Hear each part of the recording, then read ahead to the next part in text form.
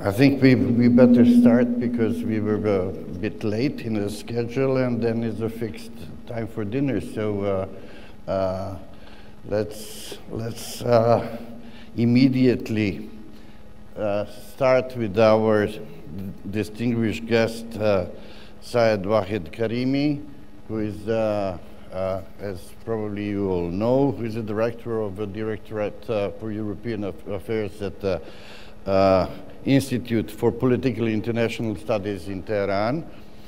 And I think when this forum was organized, the organizers were thinking of somebody coming from Iran because there are a lot of things which are more or less belonging to the part of the mysterious policy of Iran, which we know mostly about some issues which are concerning only the nuclear program.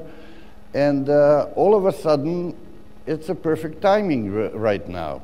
The events in no more than last week are becoming the top issue of international politics, starting with sayings of President Rouhani that he's ready to solve and to speed up the negotiated settlement about the nuclear issue. Of course, it's always said on an equal basis and accepting the talks. Then we learned that Presidents Obama and Rouhani were exchanging the letters. Then finally, we got the support of the Supreme Leader, Ayatollah Khamenei, to the President Rouhani, which was also something rather new, because we were thinking only in terms of the previous stance of the Supreme Leader. And finally, we got the interview of President Rouhani with the NBC television, where he just said very clearly that Iran doesn't have any intentions of producing the nuclear weapons. In fact, what attracted international attention, those words by President Rouhani, in fact, they are nothing new. Because, and if we go back, and Supreme Leader a couple of years ago gave his religious opinion, fatwa, saying that nuclear producing and using nuclear weapons is forbidden. After that, he precised more and said it's a sin. The same argument was always used by all Iranian presidents, including and belonging to the, I must say, rather confrontational rhetorics of the previous President Mahmoud Ahmadinejad. But so it's a constant position of official Tehran to say to defend the right for useful piece of the nuclear energy, and denying all the accusations that it is in military purposes. So if we analyze now and we ask ourselves, and I will ask as a very first question to our guest, did the West change its position all of a sudden, accepting President Rouhani as one new chance to solve one of the most complicated political issues on the world arena? And how much we are talking in realistic terms nowadays, when there is even it's mentioned that President Obama and President Rouhani can meet directly. That would be history. And how close we are to that history, and how seriously the things which we are witnessing nowadays are changing the overall atmosphere in the relations between the big Satan and the world enemy number one. Bismillah ar-Rahman ar-Rahim, in the name of God. First of all, let me express my gratitude to the organizer that provided me such opportunity. Yes, you are right. Your introduction was very comprehensive. Let us finger cross, because the beauty of democracy is when you have new faces, new government, it means new opportunities. Next week, General Assembly in New York, we have to watch it and see if history is going to happen. In 2 days conferences over here, which discussion were very rich, I enjoyed in fact. I heard lots about reconciliation or detente. Yes, we could make history. We never opted for nuclear weapons because we do not believe on that. Not because of US request not to produce it, because our belief doesn't allow us. That's against humanity. I can give you an example that the countries who have the nuclear weapons, it didn't save Soviet from the collapse. Even it didn't save New York from the attack. Even the countries, those who have it, they do not feel security. They are not certain that it gives ultimate security. Our power comes from the support of the people, dignity, history, Persian civilizations, knowledge, the logic behind our policies, arts, movies, philosophy. As you know, in recent election, more than 70% of the Iranians participated in the election. It's very high. That's the power of Iran. We don't need nuclear weapons. Our slogan is that nuclear energy for all and nuclear weapons for none. In fact, it was Iran proposed that Middle East to be free of all kinds of weapons of mass destruction. If I can so the question is, and many people are asking themselves, why with all those arguments, why Iran is not accepting the international control of nuclear technology? So, and then by such a control, like we have more or less similar situation with Syria and with the chemical weapons, once for all say, well, with the attest of the international community, yes, there is no, Iran is not intending to produce nuclear weapons, and that's it. Why it doesn't come? Why and the negotiations are going that slowly? So the last round, which happened in April this year, with the so-called 5+1 group, also failed. So do you expect that with the new government in Iran and those things can happen? You will excuse me that the word control is not right, because you know Iran is a member of NPT. According to that treaty, Iran has the right for peaceful enrichment of uranium. We are in total cooperation with IAEA. There is no report of non-compliance from Iran. These are the facts. So we are in very cooperative mood with the agencies of international organizations. According to the NPT, the countries who have it, they are obliged to provide the facilities for the Iran. You see, there are few countries that are trying to prevent Iran from joint venture with other countries to have it. They are not allowing other countries to join in. They are not providing this energy to Iran, and they are trying to prevent Iran producing itself. That's wrong. So we are on a mood for win-win solution of this phenomena. I think time has come for reconciliation about not only nuclear issue, but other issue in the region. Afghanistan, Iraq, you know, if you go around the countries in Iran, we have 15 neighbors. All of them has problem. Iran is only a stable country in the region, and we have proved to be cooperative. We have shown in Afghanistan before. In fact, in Iraq, it was Iran has facilitated the US withdrawal from Iraq and provided a kind of re-election for President Obama, which he could make the commitments he wanted to the people of the United States. So, because you're a diplomat and I'm a journalist, Please. then I have to be more direct. Going back to the unanswered part of the first question, do you share the optimism which all of a sudden we are talking about, that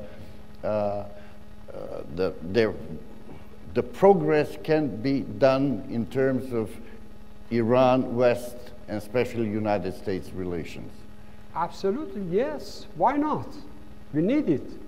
Enough is enough. We have new government, new opportunities, therefore moderation. Yes, why not? It is possible, but it needs that two sides to look at for win-win solution. That is our approach. We have looked always for that because, you know, you can't, you know, borrow a country from advanced technology. We need that for medicine, for agriculture. And is such a policy going to have the strong support inside Iran? Yes. You see, when 74% of the Iranian participate in the election, it means they are happy with the process. 74% can be read, and on the other way, that 74% of those who voted unexpectedly for President Rouhani were not satisfied with the policy of the previous government. In domestic terms, in terms of economical things which are happening, inflation, unemployment, and everything else, plus the isolation that a lot of young people, and Iran is a very young nation, is thinking and wishing that Iran get out of international isolation. So those 74% we can read on different ways. But so you do agree that beside the support of the Supreme Leader, President Rouhani, with his definitely new approaches, at least in the style and the form of the foreign policy, will get the support overwhelmingly inside the political circles in Iran? Of course, you see, you may be right. I do not dispute that argument. But, you know, Iranian people are very intelligent. They know how they approach the way. They know that the sanctions imposed upon Iran is the most inhuman and illegal action unilaterally taken by some countries. So to change the course, with the government, we do have the problems. There is no doubt about it. But they know that the sanction is imposed upon the people of Iran. So people are coming to the support of the government for new courses to show that they are standing with the government. If it is for nuclear energy, they are standing behind the government. If it is for the new courses, they are again standing. Let me give you one example. There is a school of thought in Iran. They say that these sanctions of Iran are interrelated to the euro crisis in Europe, because Iran is a rich country. Iran is a highway to a bigger market in Central Asia. Who is the loser? This is Europe. Both started at the same time. When the West or the Europeans started sanctions upon Iran, the euro crisis started over here in your continent. So now we see the sign of removing some banks in Iran from the sanction list. Ship line in Iran is over. Every day we have the removal of sanction in one part or the other section of the industry in Iran. So we hope by new government, new opportunities, the euro crisis also in Europe will be over. There is also a school of thinking that sanctions are counterproductive for the reformist processes in Iran.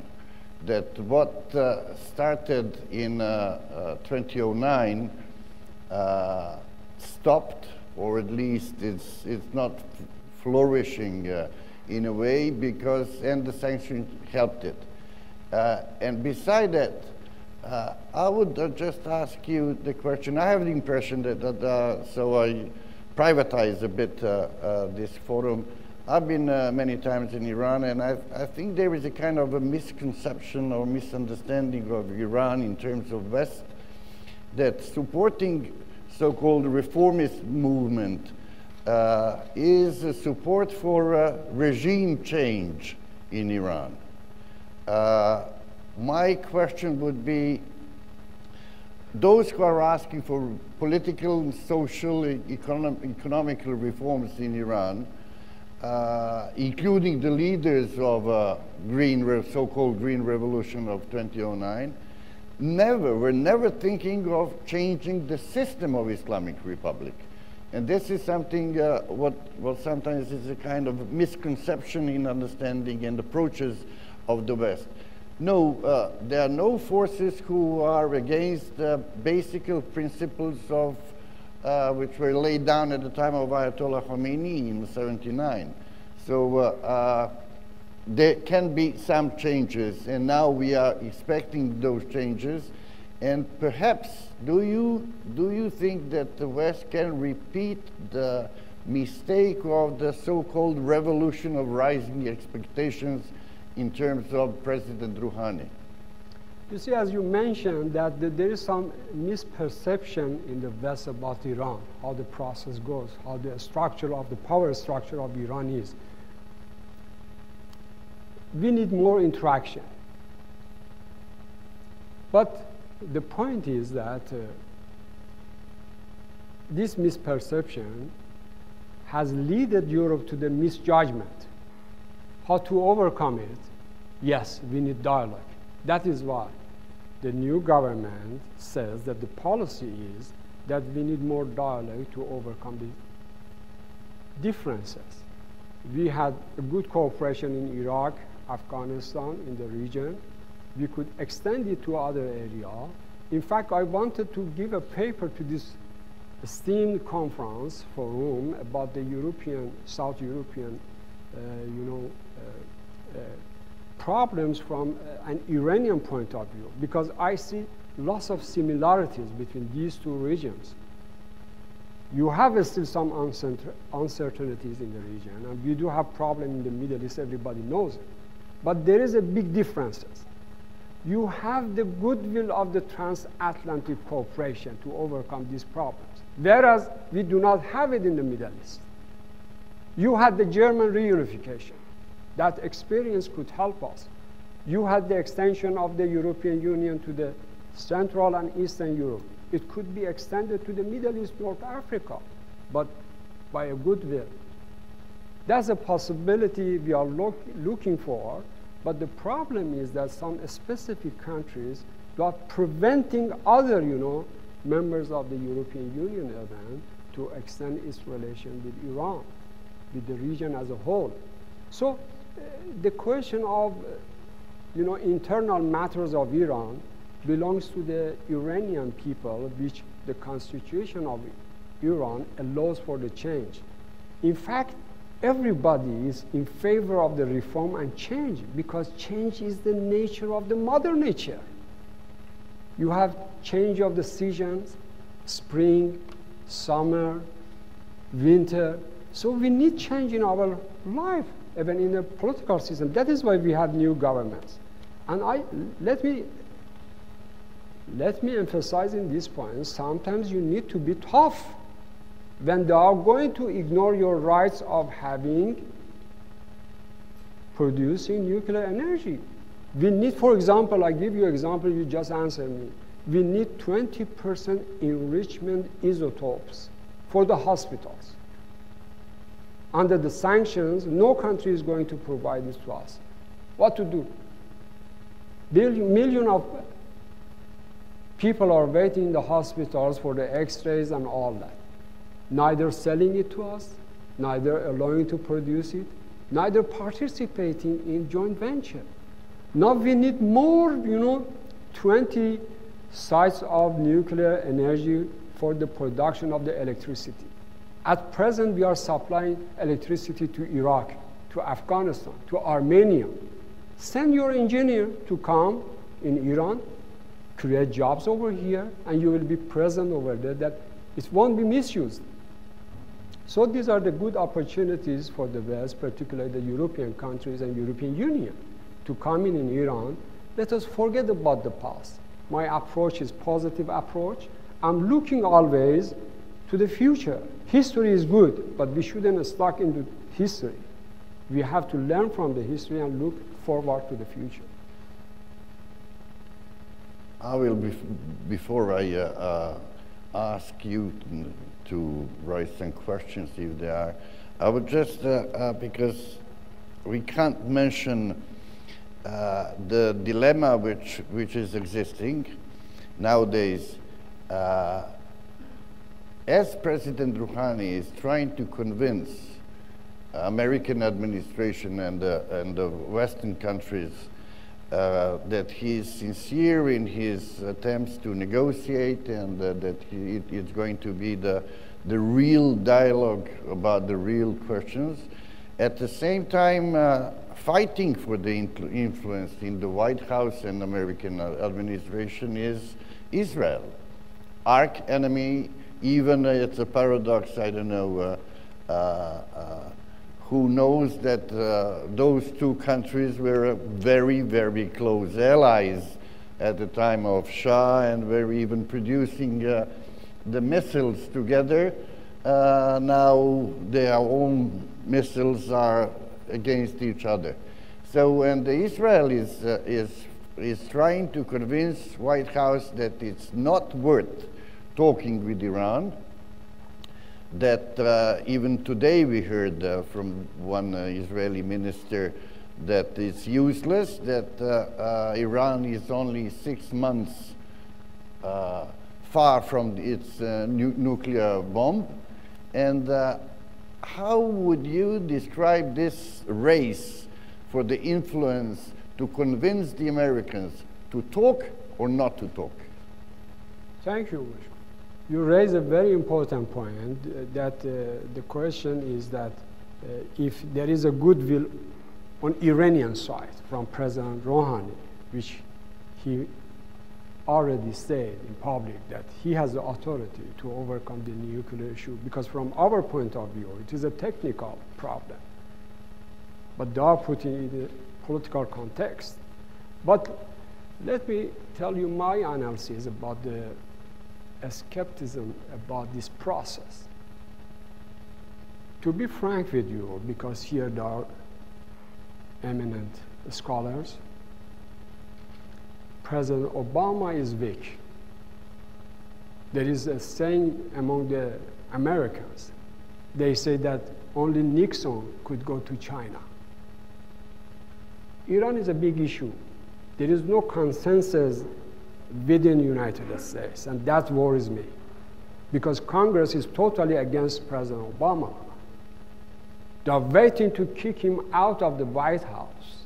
Even in internal issues, they are not cooperating with President Obama. I'm worried and I'm concerned that opposite to President Rouhani, which has the support of the Iranian people and the leadership, is not the same the case with President Obama.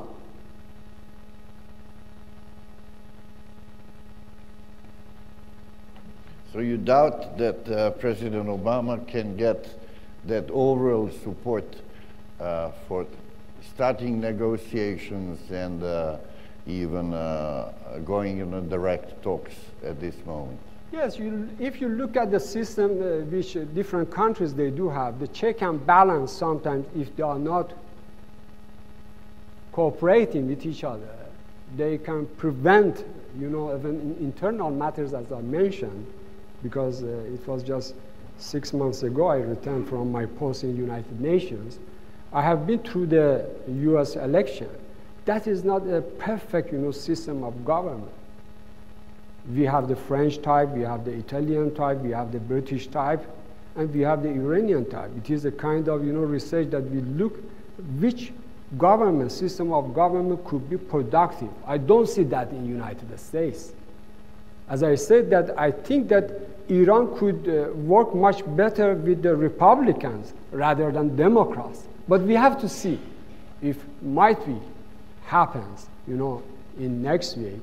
We have to see the process. But it's good to mention it, that the scholars who will follow Iran-US relation to see which side has the deficit of the will to go ahead. We don't see it in Iran because the mood is there. We have been also incorporative. As I said that in Iraq, in Afghanistan, in the Persian Gulf, we are cooperating, we are coordinating because we are looking for peace and stability in the region. But it's not coming from the United States. For the last 34 years, we have been under sanction, right from the beginning of the revolution. It's nothing new. That's why you see the support of the people of Iran behind the government. Sanctions are not new.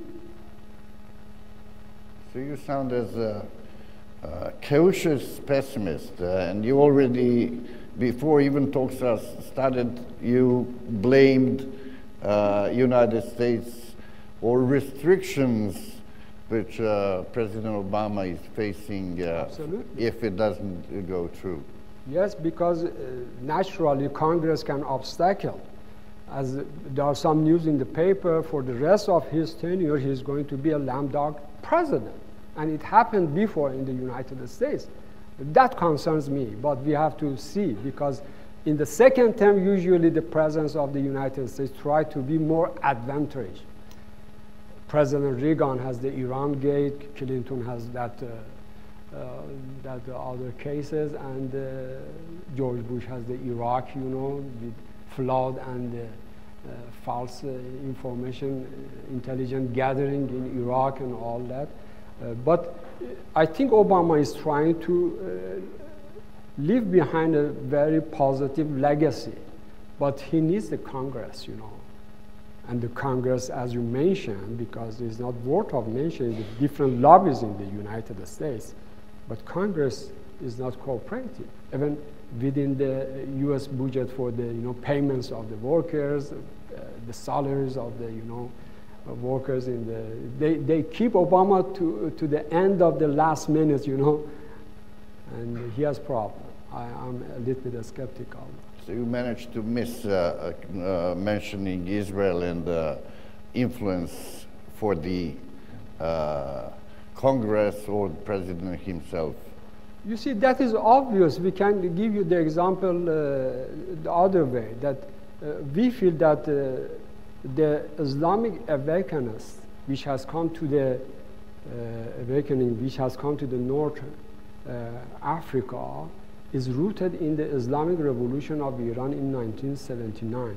And in my opinion, it has reached to Europe and United States. How? You see, Cameron and Obama, they were going to repeat the same Tony Blair and George Bush invasion of Iraq.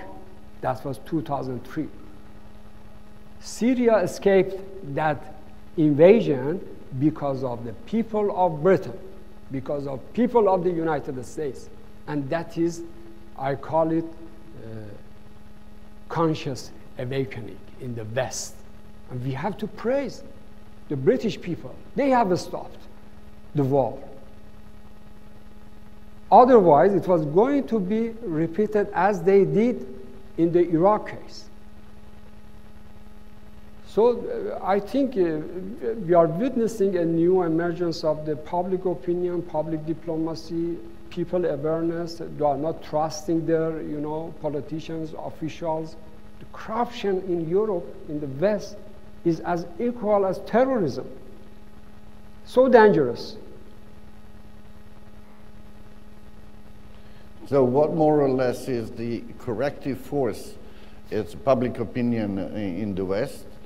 In the Iranian political system, it's more or less the supreme leader. What he say, we all know that his word is final. Traditionally, he supports the new president for maximum 2 years, even when he doesn't agree with the new president. So, and President Rouhani doesn't have too much time to use to deliver what he is talking nowadays. That's a prediction.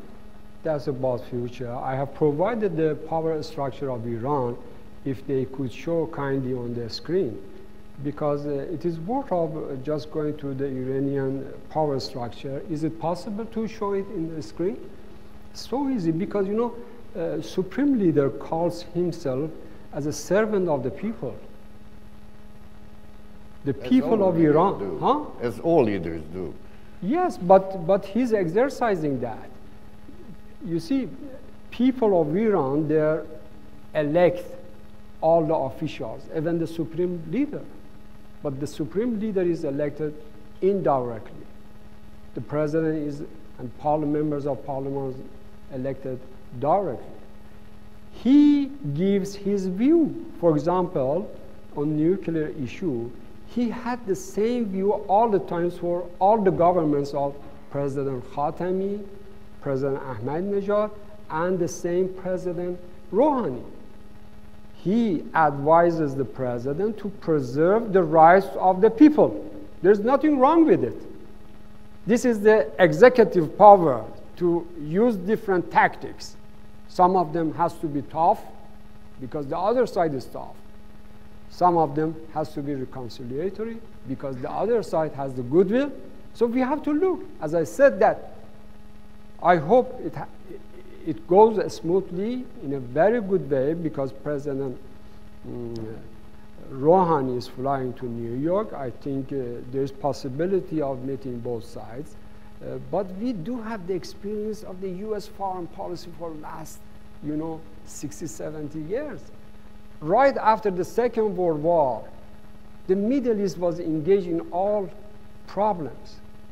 Each and every president of the United States, when he comes to the White House, he invites both Palestinian and the other occupied regime leaders and all that for photo opportunity. But nothing proceeds in a positive way to preserve the rights of the people over there. We know it. Then how we should be expecting overnight we go across all the problems? The problem this time rests with the United States of America, and we have to see, I think, from different angles, different perspectives from the other side. You are more or less emphasizing on Iran. Iran is as it is. It has been for the last 30 years. I think the West has to correct its attitude towards Iran. We are not opting for nuclear weapons because that's against our belief and religion. We are opting for the cooperation. I gave example of yesterday. There were lots of data that Iran poses a threat. But I said that where did you brought these data? If you Google on internet, for last 100 years and even 200 years, Iran never attacked any country. That's what the history of Iran says. That's in practical terms we are doing. I'm afraid we don't have that much time, going back to the time of Mossadegh coup and explaining in details the very complicated structure of that unique political system of Iran, which is combining theocracy and republics. Let me ask if there are some questions for you.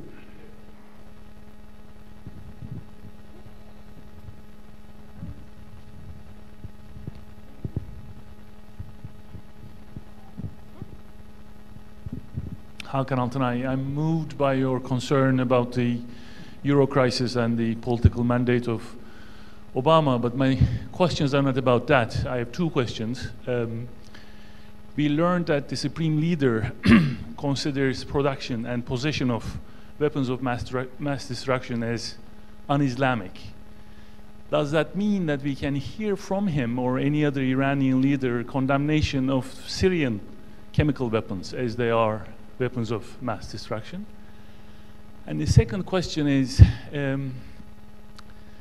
the Iranian missiles themselves.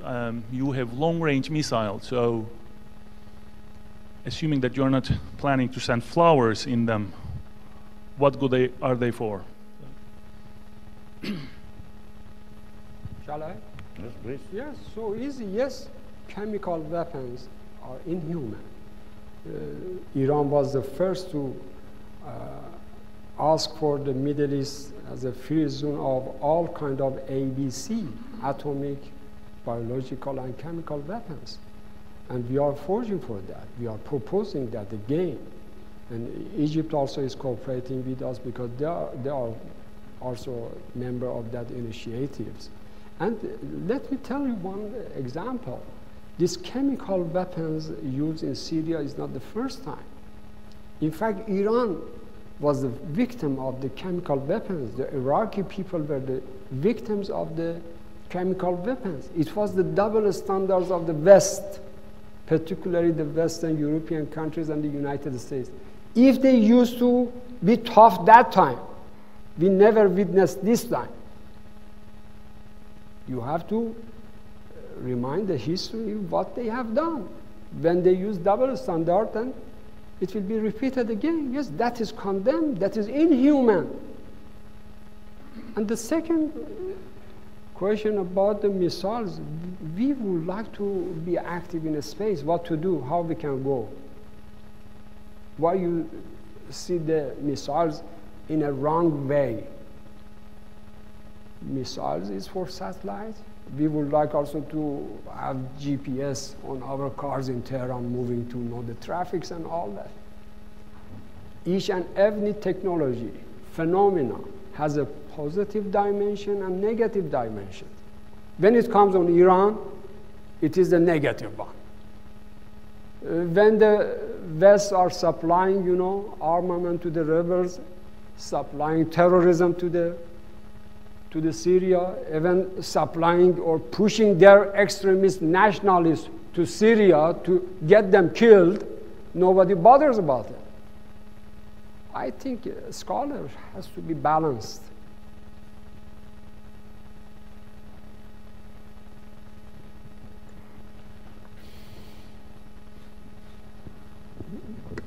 Thank you very much for excellent way of presentation of the issue, but I have a number of observations actually before the floor will be more active in Q's and A's as an Iranian.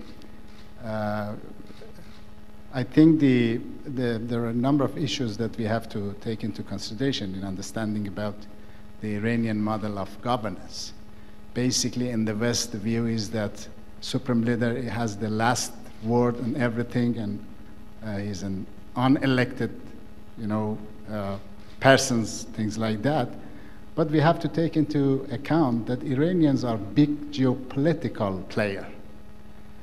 So by long history and long civilization and culture, they understood over time how to define something, how to design something in such a way that they can stand against the uncertainties which come from outside.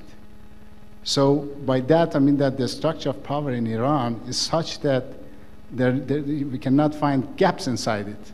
It doesn't matter, it's not true that we say that supreme leader has the word, but supreme leader is under the Constitution. And he is actually a servant of the Constitution, and he explained very much times, that he just act as an actor of the Constitution of Iran. That's one. The second issue is there is a mechanism, historical mechanism. I call it automatic social stabilizer.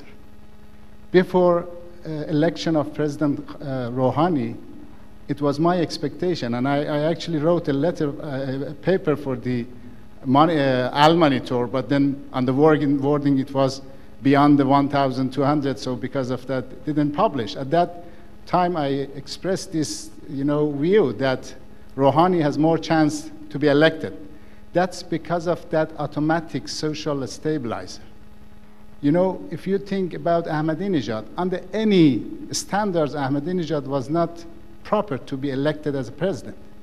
But the learning of the Iranians and the risk that they can take, you know, proved that to be a president of Iran. Nobody was thinking that Ahmadinejad is a president of Iran. It was before the election. And for twice, he was there. And then the issue of 2009, the election of 2009, I think it was an incident which probably put a wrong way of thinking in the West, and particularly in Obama's administration. I call it the 2009 election problem. I call it the baby boom effect, which happened in 1980s. Because, you know, in 1980s, because of the war, we had a baby boom there.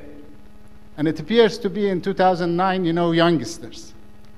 And they were not learned enough from the history of the country to be geopolitically considered issues. They were actually the actors which they proceeded under the globalization era. By that incident, they realized that who is who? And they placed themselves within the history of Iran. And we were not expecting that such a thing happens in the election that happened recently. So that's another. And then another problem, probably because it's Mr. Karimi we are asking, and he's our guest. So, as far as you haven't posed any questions, I'd really give the floor to somebody who does have the question. Anyhow, thank you for your remarks and further explanations.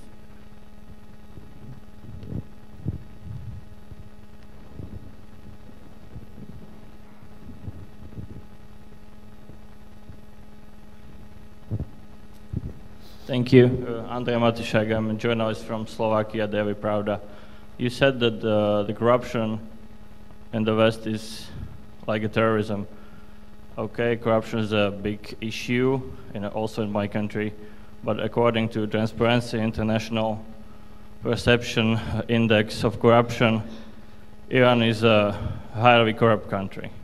So is it a problem also for your country, or would you say this index is a false one, or how would you explain that according to Transparency International, Iran is a very corrupt country? Thank you.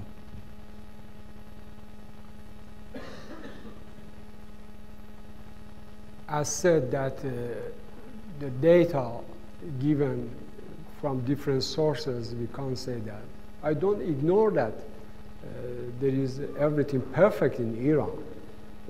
In fact, one of the reasons that we try to bring divine into the politics is to have the ethical foreign policy, ethical social lives, ethical day-to-day life. We haven't succeeded yet, but that is the intention. That's very important. Yes, corruption is everywhere. It is a common ground for cooperation to overcome it. But we have to remember that in some countries it's too much, in some countries it's not, obvious, and it is, behind the scene. As I said, that the data is from different sources, we can't trust, but I think that there's a common ground for all countries to overcome, enjoy the experience of other countries to stop it.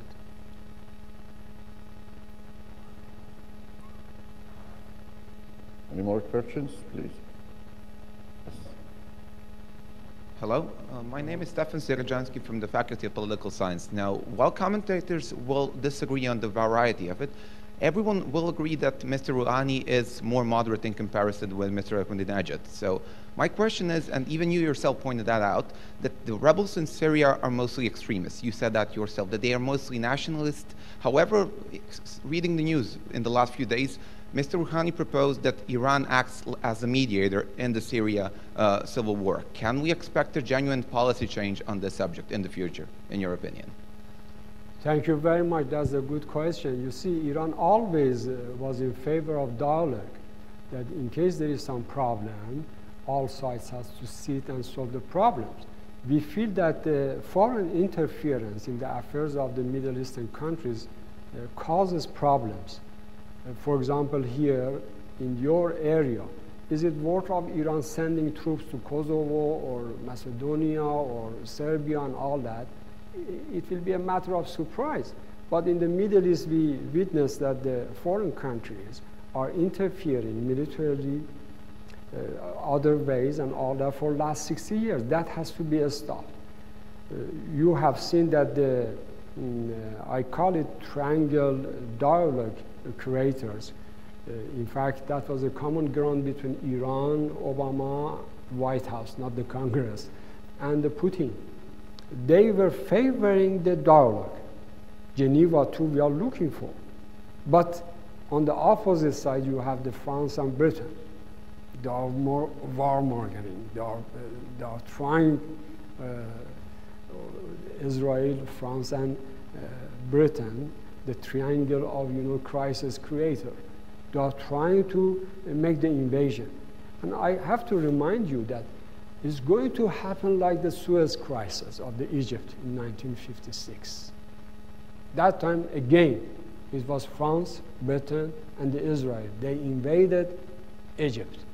At that time, United States condemned all the three countries. Yes, we are looking for dialogue. All parties has to sit. They are going to have new elections. One man, one vote. We favor democracy. And all the countries, particularly the European Union, could act, get in.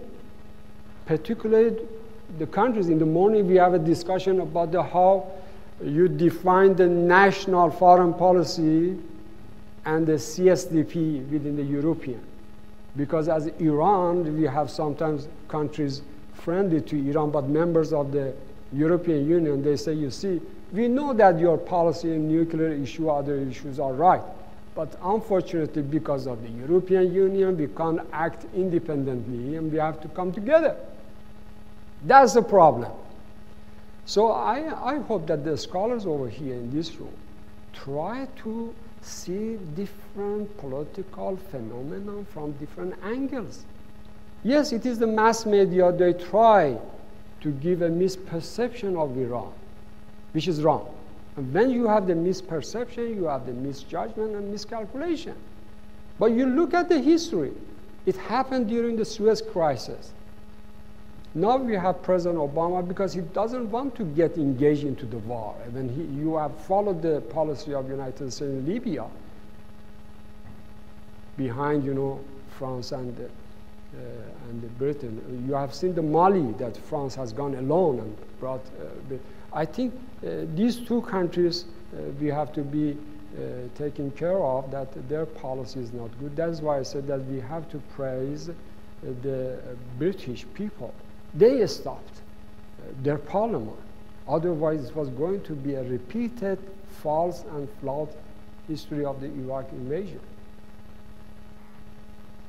Well, I have to take care that our, and Mr. Karimi and all our distinguished guests don't miss the dinner.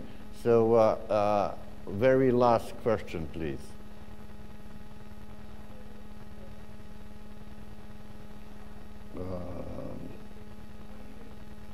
Okay. My name is Nikola Djuric, and I also come from the Faculty of Political Science. We heard just a few moments ago that Iran, after the revolution, brought the divine element into foreign policy so it could enhance its morality. My question is, do you think that we can have a moral, so a secular foreign policy without it being faith-based? And if yes, what was the whole thing with bringing faith into the game? Thank you. Shall I? Oh, there is, you see, I did my PhD in London University. When I used to study the politics and all that, they used to say that diplomat is an honest person who has to lie for his country. I was surprised that, is it worth of profession to follow? Or perhaps you hear that politics is a dirty game. Is it worth of having nice suits and go through that dirty profession? Nonsense. That is why we feel that you have to bring divine into day-to-day life, particularly in politics. That is why here I am confident that when we are not opting for the nuclear weapons, we are not opting for it. We do not need it. But on the other side, they do not believe it. What's the difference is? Because of the mindset. Because they have it, they use it, they are threatening to use it, then they accuse us that you are going to have it. How you can manage this? That is why we feel that ethical foreign policy is good. Let us try it. At least give time. Trust. You know, diplomacy or the relation between two countries is a two-way street. It's not just Iran gives up, but the United States supplies all the armaments to the countries they would like. They have also to be checked. President Obama, he himself came to power with the slogan of change. That was his slogan. Could he deliver? No. Because he wanted that to get rid of the nuclear weapons.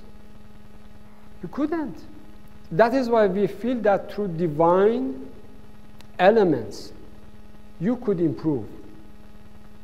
We didn't succeed yet because we need more hands. We need more cooperation. But at least let us try it, to show it. Thank you for the question.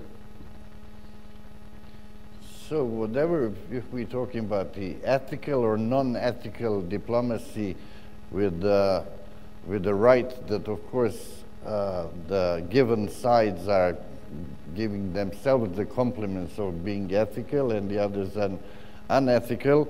But we are in a position that those two sides seems like at this very moment they're ready for removing the tensions, as it is, as it was said.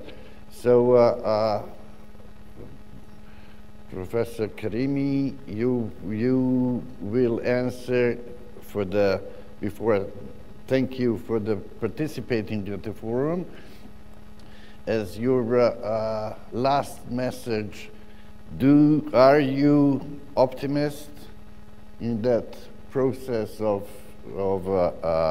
removing the tension? Because if it really happens, you know, when I was thinking about what the subject we are talking, if that happens, as far as I can see, it can only be compared with the time of Deng Xiaoping and the Nixon and so-called ping-pong diplomacy, that great, really breakthrough on the international arena. So you, as a diplomat and as a person, you believe it is possible?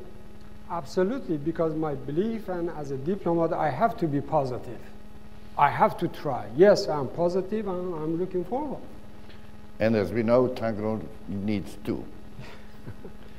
Thank you very much. I think we managed to help whatever clearing up the things and approaches and the way of thinking, especially from Iran, where we doesn't have the very frequent occasions to hear the original analysis coming from Tehran. Thank you once again, and thank you very much. Thank you very much.